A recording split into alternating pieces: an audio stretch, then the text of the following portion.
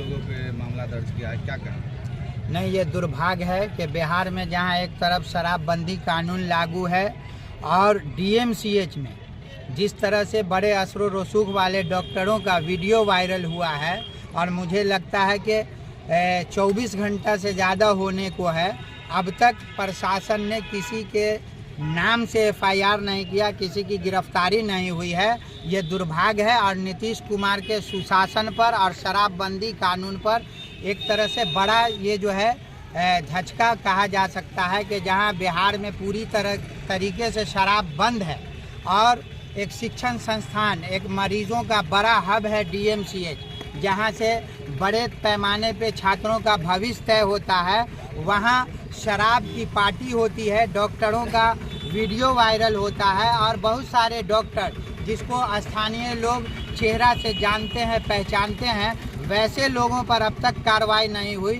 प्रशासन आखिर किसके दबाव में काम कर रही है, ये दरभंगा की जनता, बिहार की जनता जानना चाहती है कि यही कानून, यही पुलिस प्रशासन जब एक गरीब बेसहारा लोगों को झूठे मुकदमा में जेल में डालती है, उस वक्त इनका कानून रहता है, लेकिन जहां असर रसूख वाले दारू की पार्टी करते हैं वहां इनका कानून कहां चला जाता है। कौन है ये रसूखदार डॉक्टर? कई डॉक्टर हैं जो नामचीन डॉक्टर हैं और मुझे तो लोगों से ये भी सूचना मिली है कि जिन पत्रकारों के द्वारा ये वीडियो वायरल किया गया उन्हें जान से मारने की धमकी दी गई है, बल्कि कई पुलिस प्रशासन के अधिकारी को बाजाप्ते नाम लेकर के जो डॉक्टर हैं, डॉक्टर की भेष में कहा जा सकता है कि दरभंगा में एक तरह का बड़ा गुंडा तंत्र है उनका, जिन्होंने ये धमकी दिया कि जान मार देंगे।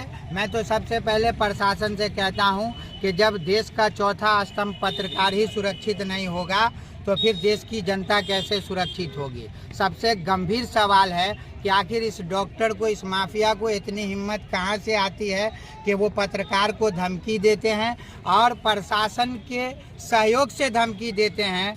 और बल्कि ये कहा गया कि आप बुलाओ किसी एसपी को या जिस भी पदाधिकारी को हो, बुलाओ, क्या कर लेगा मेरा, मैं असर रसूख वाला हूं। तो मैं जानना चाहता हूं और बिहार के मुखिया नीतीश कुमार जी से पूछना चाहता हूं कि क्या आपका जो ये शराबबंदी कानून है, क्या आपके प्रशासन के सहयोग से विफल हो रहा है? क्या आपके प्रशासन के लोग इस तरह का जो शराब की पार्टी चल रही है उसमें उसकी अहम भूमिका है? आखिर इस पर लगाम कौन कसेगा? 3 बोतल इंग्लिश शराब गेस्ट हाउस से भी रिकवरी हुआ है रात में। बिल्कुल, मैंने भी वीडियो फुटेज देखा है कि रेड हुआ है जिसमें शराब की बोतलें बरामद हुई है, लेकिन ये सबसे गंभीर सवाल है दरभंगा प्रशासन पे कि अब तक किसी पर नामजद एफआईआर नहीं किया गया, किसी की गिरफ्तारी नहीं हुई। मैं पूछना चाहता हूं दरभंगा प्रशासन से कि आप किसके दबाव में काम कर रहे हो, किस मंत्री के दबाव में काम कर रहे हो?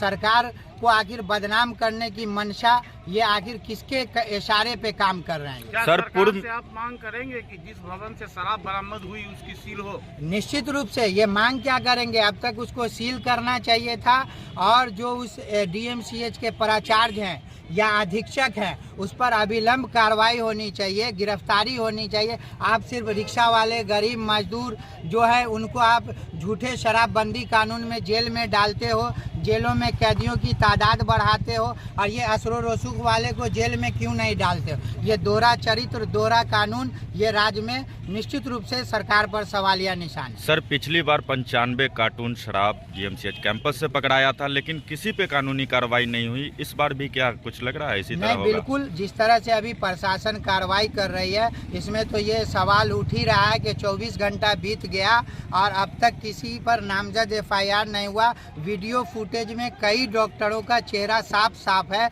आखिर प्रशासन क्या चाहती है, किसके दबाव में? क्या सरकार के मंत्री के दबाव में या नीतीश कुमार जी के दबाव में? आखिर किसके दबाव में इन डॉक्टरों पे कार्रवाई नहीं हुई, प्राचार्य पे कार्रवाई नहीं हुई? हम जानना चाहते हैं क्या ये शराबबंदी कानून सिर्फ गरीब, दलित, पिछड़ा समुदाय के लोगों के लिए है जो आप उसको जेल में डालते हो और असर रसूख वाले खुले आम गुंडागर्दी करें, पत्रकार को धमकी दें, IAS IPS को जूते की नोक पे रौंद दें, जज और प्रशासन की मौजूदगी में इनकी पार्टी चलती है। ये खुलेआम धमकी देते हैं कि प्रशासन हमारे जूते के नोक पे होते हैं। आखिर इतना बड़ा कलेजा डॉक्टर, जिसको समाज का एक बड़ा स्तंभ के रूप में देखा जाता है, मानवता का बड़ा चेहरा होता है डॉक्टर, आखिर ये गुंडागर्दी क्यों है और ये दरभंगा DMCH में ही क्यों है?